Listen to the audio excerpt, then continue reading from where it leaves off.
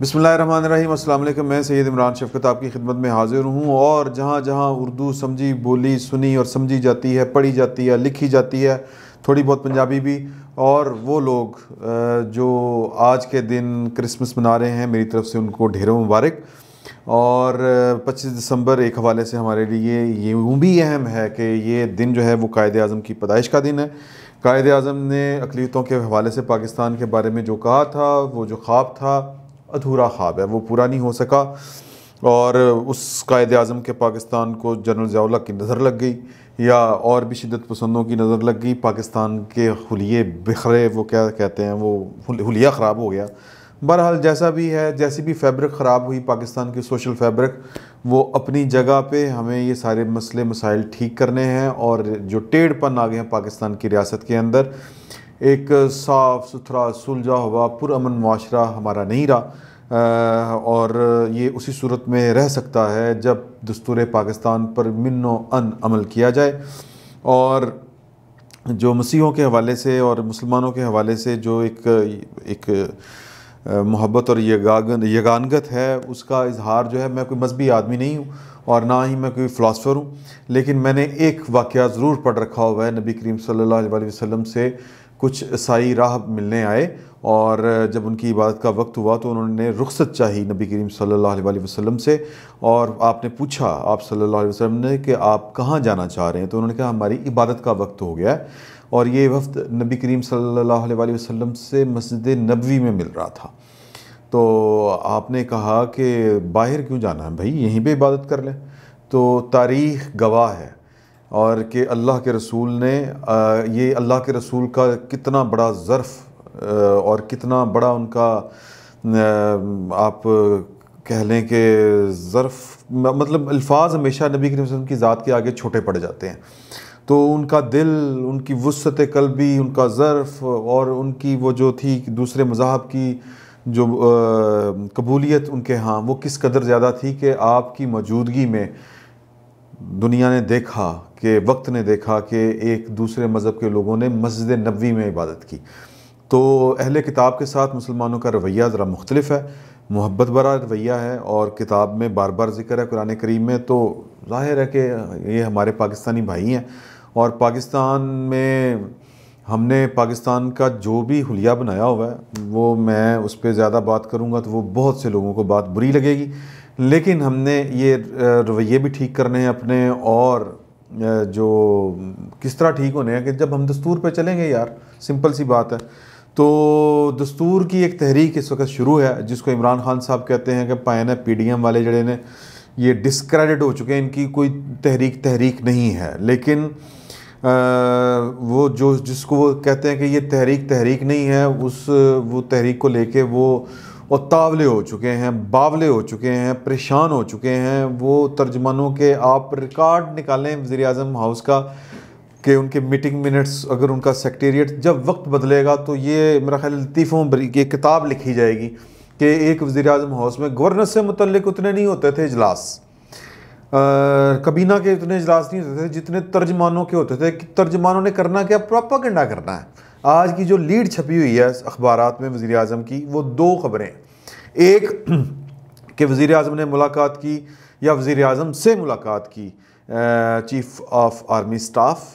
General कमर जवेद बाजवा साहब ने, और DG जो हैं ISI जनरल फैज़ हमीद साहब ने मुलाकात की। और इसमें जो ख़बर आई है वो ये है कि मुल्क की जो सूरत हाल है उस पर तबादला ख्याल हुआ, और पाकिस्तान इस अज़म का इजहार किया गया कि अगर पाकिस्तान पर किसी की भी तरफ से अग्रेशन शो किया गया, मोदी या इंडिया की तरफ से, तो छोड़ेंगे नहीं और पाकिस्तान का दिफा किया जाएगा। पूरी कौम इस पे जो स्टैंड करती है। ज़ाहिर है मुल्क का दिफा जो है वो सिर्फ़ किसी एक इदारे का काम नहीं है, और फ़ौज भी जो है वो कौम के बग़ैर दिफा करने के काबिल नहीं होती। तो फ़ौज और पाकिस्तान के अवाम इस मसले पर एक पेज के ऊपर हैं। लेकिन पाकिस्तान के अंदर इस वक्त शदीद बहस जारी है। वो मैं क्या बहस जारी है, वो जो इमरान खान साहब ने की कि PDM और मरीम नवाज़ ने जो है वो जो स्टांस लिया हुआ है, नवाज़ शरीफ ने उसने बाकी जमातों का भी बड़ा कर दिया है। ये वो स्टांस क्या है, वो स्टांस ये है कि हमने दस्तूर पाकिस्तान पर अमल करना है और ठीक ठीक अमल करना है। کل ایک انتہائی میرے قریبی دوست ہیں، ان کے ایک بہت قریبی دوست جن کی فیلڈ میں پوسٹنگ ہے اور بڑے افسر ہیں، ٹھیک افسر ہیں، سمجھو نا، جنہوں کو ڈر لگ سکتا ہے بندے نو، وہ ہیں، اور وہ کل ان سے ملاقات ہوئی، اور اس ملاقات میں ظاہر ہے کہ جب آپ کی اتنی بڑی ملاقاتیں ملک میں ہو رہی ہوں تو پھر اس میں اگر آپ یہ سوچیں کہ وزیر اعظم صاحب جن کو دھڑکا ہر وقت لگا رہتا ہے کہ ہم ایک پیج پہ ہیں، ہم ایک پیج پہ ہیں کہ نہیں ہیں، اور یہ جو ایک بات شروع ہوئی گرینڈ ڈائلاگ کی، اے گل کتھوں آ گئی، شہباز شریف کے ساتھ ملاقاتیں محمد علی درانی کر رہا ہے، اے کتھوں ہو گئیاں، پرویز الہی نو اتنی سپورٹ آ رہی ہے، وہ کون کر رہا ہے سپورٹ؟ تو اس موقع پہ جہاں پہ پاکستان کے مسائل یا خارجی مسائل جہاں پہ ڈسکس ہوئے ہوں گے، تو یہ ہو نہیں سکتا کہ وزیر اعظم نے پوچھا نہ ہوئے کہ پائے نو پھر کی کرنا ہے، اور شہباز شریف نو کون، یہ سمجھ رہے ہیں نا باتیں؟ تو اس پہ وہ یہ ظاہر ہے یہ باتیں جو پولیٹیکل ڈسکشن ہوئی ہوں گی وہاں پہ، وہ باتیں کسی خبر کا حصہ تو نہیں بنیں گی، اور چوتھا بندہ وہاں پہ تھا کوئی نہیں، تو یہ کھلے میدان میں ملاقات تھی، کرونا کا موسم ہے، دھوپ سیک رہے تھے وزیر اعظم صاحب، وہیں پہ سجے کھبے بٹھا کے انہوں نے ملاقات کی۔ تو میں نے ذرا چسکا لیتے ہوئے، وہ جو بہت بڑے افسر تھے، میں نے کہا سر ملاقاتیں ہو رہی ہیں؟ انہوں نے کہا ہاں۔ فیل جو آئی ساری بات کی وہ یہ تھی کہ ان کا بھی وہی خیال تھا جو وزیر اعظم صاحب کہہ رہے ہیں کہ یار کہ یہ مریم جو ہے، یہ جو نیریٹو لے کے چلی ہے، اس نے تو بیڑا گرک کر دیا۔ اچھا بیڑا گرک کر دیا ہے تو نون لیگ کا ہوا ہے، تانوں تو خوش ہونا چاہیے۔ اگر نون لیگ کا بیڑا گرک ہو گیا، نون لیگ کا ووٹ بینک خراب ہو گیا، تو پھر دشمنوں کو تو جناب پنگڑے ڈالنے چاہیے اب نون لیگ کے دشمنوں کو، لیکن پنگڑے ڈالنے کے بجائے وزیر اعظم صاحب جو ہیں وہ صفے مت مچا کے بیٹھے ہوئے ہیں، اور ترجمانوں نے بلا کے انہوں دا بیڑا غرق، انہوں نے لتاڑو، ان کو لوگوں کو بتائیں، نیریٹو وہ سٹرانگ لیں، ان کو مطلب چھوڑے نہ کسی طرف، مطلب کوئی گالیاں دیں، ہر طرح کی زبان استعمال کریں، اور ان کو دوسرے لفظوں میں ٹینشن دیں پبلکلی یا سوشل میڈیا سے لے کے تو ٹی وی کے پروگراموں میں یہ وہ۔ تو اگر مریم نواز اپنی دشمن آپ ہے تو پھر آپ کو تو خوش ہونا چاہیے، یہ معاملہ نہیں ہے۔ کل جن صاحب سے بات ہوئی ان کا بھی یہی خیال تھا کہ دیکھیں مسلم لیگ نون کے جو ہیں سپورٹرز وہ ہیں، وہ یا ووٹر جو ہیں وہ تین طرح کے ہیں، ایک جو مذہبی رجحان رکھتا ہے رائٹ ونگ، نمبر 2 وہ جو پاکستان کے سیکیورٹی کے اداروں کے ساتھ محبت رکھتا ہے، اور نمبر 3 جو صرف مسلم لیگ کا ووٹر ہے اور یا تاجر ہے تھوڑا سا، یہ ہیں۔ وہ کہتے ہیں پہلے 2 تو فارغ ہو گئے۔ کس طرح جی؟ کہ پہلا فارغ ہوا کہ جی کہ جب نواز شریف کہتا ہے کہ ہم بھی آلو گوشت کھاتے ہیں، آپ بھی آلو گوشت کھاتے ہیں، مجھ پہ بھی رنگ پھینکیں۔ وہ جو وزیر اعظم ہو کے انہوں نے وہ ادھر گئے تھے نا کہ وہ دیوالی کے کیا مناتے ہیں جی، وہ رنگ پھینک کے، ہولی، ہندوؤں کے ایک مندر میں جا کے ان سے بات کی تھی، رمیش کمار صاحب ان کے ساتھ تھے، اس طرح کر کے کوئی ہیں، تو اس کو کہتے ہیں کہ ان سے جو پاکستان کا وہ ووٹر جو نون لیگ کا ووٹر ہے لیکن مذہبی رجحان رکھتا ہے، وہ ان سے خائف ہو گیا۔ نمبر 2 خائف ہو گئے جناب کہ جو پاکستان کی سیکیورٹی کے اداروں کے ساتھ محبت رکھتے تھے، جب نواز شریف نے نام لینے شروع کیے اور پاکستان کی فوج کو سیدھا نشانہ بنانا شروع کیا، اس کے خلاف باتیں کرنی شروع کری، تو پھر وہ بھی فارغ ہو گئے۔ اب تو بیڑا غرق ہو گیا اس کا۔ ان سے گزارش یہ کی میں نے کہا حضور اعلیٰ بات یہ ہے کہ اگر یہ بیڑا غرق ہو گیا تو 1 کروڑ کے قریب ووٹ انہوں نے جو لیے ہیں وہ کہاں سے لیے ہیں؟ یہ پچھلے الیکشن میں، وہ پچھلا الیکشن تھا، میں نے کہا کہ سر وہاں پہ بھی تو وہ کہہ رہے تھے مجھے کیوں نکالا، اور پھر سب کو پتا تھا کہ یار کہ وہ جو گرفتاری دینے آ رہے ہیں اور وہ جو نیریٹو دے رہے ہیں کہ باتیں کر رہے ہیں مجھے کیوں نکالا، اور یہ کیا ہو گیا، وہ کیا ہو گیا، وہ کس کے خلاف بات تھی۔ چلیں اب اگر یہ ہے والا معاملہ، یہ سمجھ رہے ہیں نا، یہ جو انہوں نے پھر نام لینا شروع کر دیے، باہر بیٹھ کے پاکستان سے باہر گئے، انہوں نے کہا کہ اگر ہم مریم کو باہر بھجوا دیں، یہ پہلی بات ہے کہ وہ فیلڈ پوسٹنگ پہ ہیں، ان کا کوئی اس طرح کا معاملہ نہیں ہے، ایک فیل تھی میری جو میں نے ان سے لینی تھی۔ تو انہوں نے کہا کہ یار مجھے تو لگتا ہے کہ اگر مریم جو ہے اس کو جہاز میں بٹھا کے باجی کو باہر بھجوا دیں تو یہ ساری تحریک ختم ہو جائے گی۔ تو میں کہا بسم اللہ کرو یار،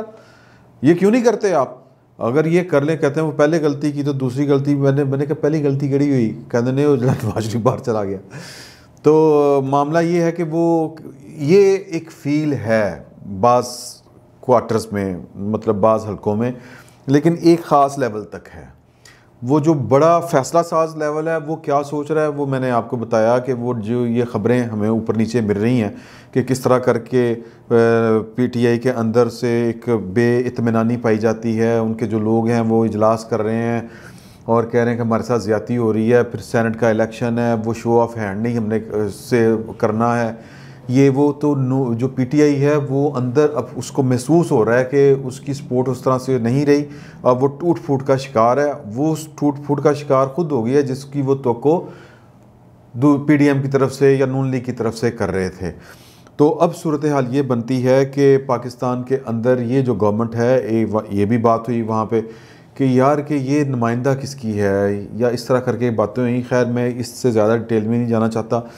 ڈیٹیل میں جانا بعض اوقات خطرناک ہو جاتا ہے۔ تو اس وقت نون لیگ جو ہے جو فیل کیا جا رہا ہے، اس نے پنجاب کے اندر جو پالیٹکس شروع کی ہے وہ بیسیکلی پنجاب ورسز پنجاب ہے، وہی کہ وہ جو ان کو لگتا تھا کہ جو ہمارے یعنی کہ سیکیورٹی سے متعلقہ اداروں کے جو سے لائل اور اس کو پسند کرنے والے لوگ ہیں وہ شاید نون لیگ کے خلاف ہو چکے ہیں، لیکن نون لیگ کا نیریٹو یہ ہے کہ وہ لوگ ہمارے ساتھ ہیں۔ اور اب پہلی دفعہ جو پنجاب کی پالیٹکس دو حصوں میں تھی نا، پنجاب کی باقی صوبوں کے مقابلے میں اگر دیکھیں کہ پنجاب ایک طرف اس کا ایک پولیٹیکل فیز تھا، دوسرا پنجاب کا ایک اسٹیبلشمنٹ والا فیز تھا، تو اب یہ دونوں آپس میں ٹکراؤ والی کیفیت میں ہیں کہ پولیٹیکل فیس اور جو ایک اسٹیبلشمنٹ والا فیس ہے وہ آپس میں گتھم گتھا محسوس ہو رہے ہیں۔ تو اب اس میں لوگوں کا یہ خیال ہے کہ شاید